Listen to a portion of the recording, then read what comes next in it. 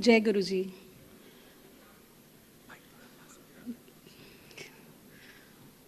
गुरु जी से कनेक्शन 2016 में हुआ। जहाँ तो 2012 से ही रही थी और गुरु जी ने बहुत कुछ सिखाया है। We were born alone, we will go alone.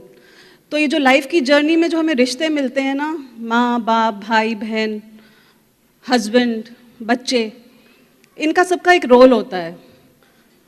और जब हम इस लाइफ की जर्नी से जाते हैं तो सिर्फ गुरुजी होते हैं हमारे साथ। मेरे मॉम डैड जाया करते थे गुरुजी के, तो डैड ने मुझे बोला 2012 से पहले की बात है ये, कि that you should also go, तुम्हें जाना चाहिए गुरुजी के, एक बार जाओ। मैंने कहा आपको क्या हो गया, आप तो बचपन से शिव जी के जाते थे, अब ये गुरुजी से कैसे कन्वर्ट हो गए? तो डैडी बोले कि वो भी शिव जी ही हैं, तुम जाओ तो सही एक बार। मैंने कहा देखिए मैं तो गुरु जी के और इन गुरुओं को तो मानती नहीं, मैं गुरुद्वारे जाती हूँ तो वहीं जाऊँगी मैं, मेरा गुरु जी से कोई कनेक्शन नहीं। तो डैडी ने बोला नहीं, you will go one day, I am sure you will go. हमारे पास में नेबर्स रहते थे, वो जा रहे थे गुरु जी के, तो मैंने बोला डैडी इतना बोल रहे हैं तो एक बार चलो जाके देख लेते हैं। वहाँ पे फिर मैं गई, मेरा कोई ऐसा सच कनेक्शन नहीं हुआ, मैं वापस आ गई। रैदर मुझे हंसी और आई, आके मैंने डैड को बोला कि मैंने कहा ये गुरुजी थे, कैसा इनका डेकोर था, और इतना इन्होंने गुरुजी के जैसे हमारे दिमाग में इमेज होती है ना कि गुरुजी बड़े दो साधु बाबाज एंड ऑल दैट टाइप्स। तो मेरा कोई कनेक्शन नहीं है और मैं वापस आ गई। इन 2012 आई लॉस्ट माई फादर। उनकी डेथ के 2 मंथ्स बाद ही मैंने जाना शुरू करा। पर जानने और मानने में फ़र्क मुझे काफ़ी देर बाद पता चला गुरुजी का। तो 2012 के बाद मैंने every Monday I use to go to Guruji. मुझे सत्संग या इसकी किसी चीज़ की नॉलेज नहीं थी। 2012 के बाद मैंने जाती थी, एवरी मंडे जाती थी, तो मुझे कुछ ना कुछ वहाँ से मिल जाता था। प्रवीण अंकल बाहर होते थे, कभी हर तरह की माला मिल जानी, लॉकेट मिल जाना, स्वरूप मिल जाना। तो धीरे धीरे घमंड आ गया, जैसे कि हम गुरुजी वाले हैं वैसा घमंड आ गया। और सारी चीज़ें मुझे मिली, जो मेरी इच्छा थी कि मुझे ये स्वरूप मिले, ऐसा स्वरूप मिले, ये माला मिले। लेकिन जब गुरुजी के चरण स्वरूप की बारी आती थी तो मेरा हमेशा वो ख़त्म हो जाते थे, मैं भी भूल गई। टाइम निकलता रहा, लाइफ की जर्नी चल रही थी, घमंड आता गया कि हम तो गुरुजी वाले हैं, हमें तो कुछ हो ही नहीं सकता, हम गुरुजी वाले हैं। तो ये चीज़ अंदर घर करती गई। प्रॉब्लम्स पहले भी थी, नानक दुखिया सब संसार, सभी के पास प्रॉब्लम्स हैं। प्रॉब्लम्स अब भी हैं, पहले भी थी, बट उनको टैकल करने का वे बहुत डिफरेंट हो गया था।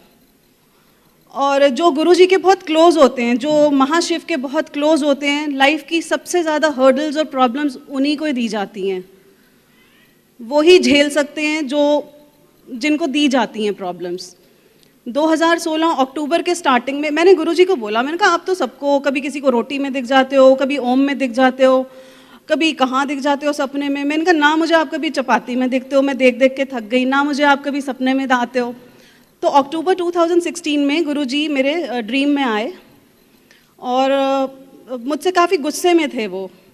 आई हैड अ लॉन्ग हेयर, मैं कभी यूजुअली अपने बालों को बांधती नहीं थी, but in that particular dream I was tying my hair. और मैं गुरुजी एक शिवजी के मंदिर में चल रहे थे, सारी संगत उनके साथ थी।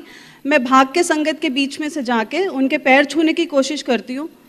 वो बहुत स्पीड से चल रहे हैं और मेरे बाल पकड़ के खोल देते हैं ज़ोर से, तो झटक देते हैं गुस्से में, और मेरा सडनली सपना टूट जाता है। और मेरे को लगता है क्यों गुरुजी मुझसे गुस्से में है इतना। मैं भी भूल गई, ठीक है कोई बात नहीं, ड्रीम में तो दिखे, वही घमंड चल रहा था, आए तो सही, दिखे तो सही। सेम अक्टूबर 2016, 22 अक्टूबर नहीं, sorry not 22 October, mid of October, मैं फ्रेंड्स के साथ डांडिया नाइट पे जा रही थी। I was taking a selfie और मैं फेंट हो गई वहाँ पे। फेंट होने के बाद नेक्स्ट डे मेरे को थोड़ी चोट वगैरह आई। नेक्स्ट डे मैंने अपनी मदर को बताया, फैमिली में बताया, तो उन्होंने बोला कि डॉक्टर से बात करते हैं, क्योंकि माइग्रेन इशू तो रहता ही था। तो डॉक्टर से बात करा, उन्होंने बोला कि आपको MRI कराना पड़ेगा, उसके बाद ही हम बता सकते हैं। मैंने बोला कि MRI तो मैं करा ही नहीं सकती, that is really a tough job. 45 minutes आप मुझे एक मशीन में डाल देंगे और मेरे को कुछ हो ही नहीं सकता ना। मैं मम्मी को बोल रही हूँ भाई मुझे कुछ हो ही नहीं सकता, मैं गुरुजी वाली हूँ।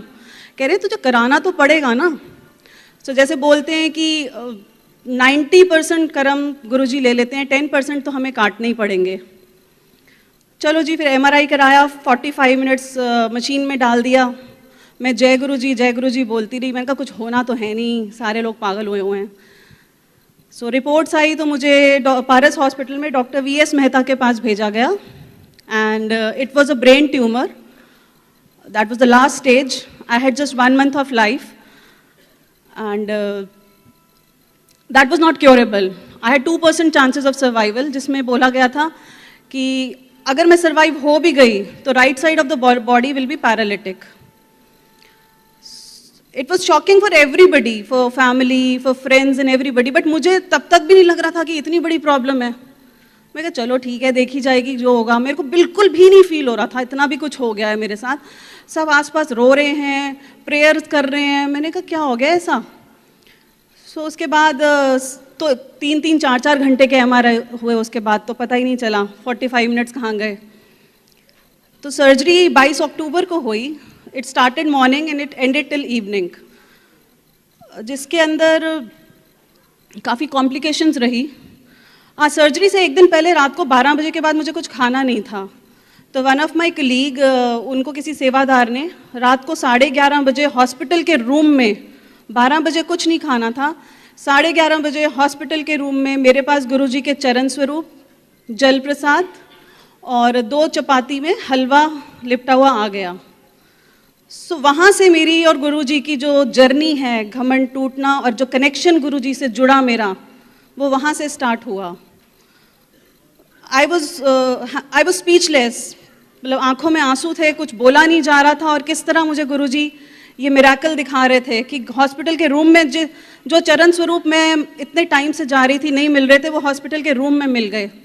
सुबह 9 बजे सर्जरी स्टार्ट हुई, शाम को 6 बजे तक चली। ट्यूमर वगैरह रिमूव कर दिया। इट वॉज कैंसेरियस, ICU में शिफ्ट किया गया। हेड टू टो बॉडी का एक एक पार्ट वायर्स और कैनुलाज में था, और सिर के ऊपर से एक मोटी सी ट्यूब जा रही थी जो ब्लड क्लॉट्स ले रही थी।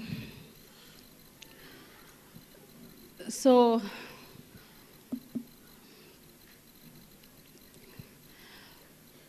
बाय डिफ़ॉल्ट कुछ यहाँ पे वायर्स लगी थी, नर्स से कुछ गलत इंजेक्शन लग गया, and where I lost my breath. Trust me Sangat ji, जब आप अपनी सांस जाते देखते हो ना, आई वॉज हाउलिंग, मुंह खुला था, आंखों से आंसू निकल रहे थे, मैं टैप कर रही थी कि मेरी सांस जा चुकी है। उस मोमेंट पे कोई रिश्ता याद नहीं रहता, आपके बच्चे, आपके फादर मदर, कुछ नहीं याद रहता, सिर्फ आपको अपना शरीर याद रहता है। आप एक सांस जो मांगते हो ना, वो एक सांस, हमें ये जो ह्यूमन बॉडी मिली है ना, मनुष्य का जीवन मिला है, we have to completely respect that, and we are blessed to have that. हमारा दिल, दिमाग, बॉडी के सारे पार्ट्स काम कर रहे हैं, इससे बड़ी ब्लेसिंग कुछ नहीं हो सकती। आप रोज नया दिन देखते हो, उससे बड़ी ब्लेसिंग कुछ नहीं हो सकती। एंड उस मोमेंट पे जब मैंने अपनी ब्रेथ को लूज किया, जब जाते हुए देखा, दैट पर्टिकुलर मोमेंट, मुझे कुछ नहीं याद आ रहा था कि बाहर मेरे बच्चे खड़े हैं, मेरी कोई वेट कर रहा है। उस टाइम मुझे सांस चाहिए थी, and that made me realise कि लाइफ इज सो ब्यूटिफुल। वहां पे गुरुजी ने बोला कि आप वैल्यू करो अपने ह्यूमन बॉडी को, नहीं वैल्यू तो एक हॉस्पिटल का चक्कर लगाया, नहीं उसके बाद भी अपनी एक उंगली या कुछ काट के देखो, पेन होएगा, अभी पिंच करके देखो, पेन होएगा। उस टाइम जब आपको पेन होएगा ना, तो उस टाइम आपको घर वाले या कोई आपका नियर और डियर नहीं याद आएगा, उस टाइम आपको वो वैल्यू बॉडी की याद आएगी। So respect that. ये बहुत बड़ी ब्लेसिंग है कि हम सब यहाँ बैठे हैं, गुरु परिवार है, इससे बड़ी ब्लेसिंग और क्या चाहिए। आप रोज नया दिन देखते हो। सो उसके बाद थोड़ा ऑक्सीजन वेंटिलेटर्स पे रखा, धीरे धीरे सांस वापस आने लगी। फिर थोड़े दिन बाद रूम में शिफ्ट किया। मुझे किसी फिजियोथेरेपी की ज़रूरत नहीं पड़ी, मेरे कोई पैरालिटिक भी नहीं हुई। हाँ, इनिशियली मुझे प्रॉब्लम थी, बॉडी के राइट और लेफ्ट पार्ट बहुत डिफरेंट लगता था। मैंने डॉक्टर्स की जान खाती थी कि मुझे क्या हो गया है, राइट और लेफ्ट पार्ट बॉडी का डिफरेंट है। तो then he made me explain, जब किसी का हाथ कट जाता है तो वो उस जगह से उठाने की कोशिश करता है, बट हाथ नहीं है। सेम मेरे साथ हुआ। सो वो लाइफस्टाइल आप अडाप्ट कर लेते हो, जैसे हो आप वैसा लाइफस्टाइल अडाप्ट कर लेते हो। 4-5 दिन बाद डॉक्टर मेहता रूम में आए तो उन्होंने बोला कि देखो राशि तुम बिल्कुल ठीक हो अब। उन्होंने मुझे फ़ोन दिखाया and I had no hair, I was bald. That particular moment I actually broke down.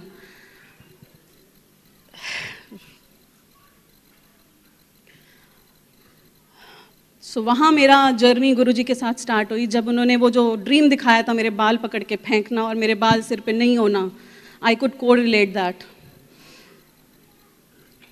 सो उसके बाद बस धीरे धीरे ठीक होने लगे, गुरुजी के साथ इतना जुड़ गए कि अब तो बिल्कुल like he is the best. वो मतलब घर में रहते हैं, अंदर रहते हैं, हर जगह गुरुजी हैं। So all I want to say is कि we are totally blessed. Value your life as an individual, value yourself, value your body। गुरुजी ने आपको जो दी है, बस ऐसे तो बहुत सारे सत्संग हैं, रोज ही गुरुजी के साथ रहना ही एक सत्संग है, सच का संग। जय गुरुजी। ओम नमः शिवाय। शिव जी सदा सहाय।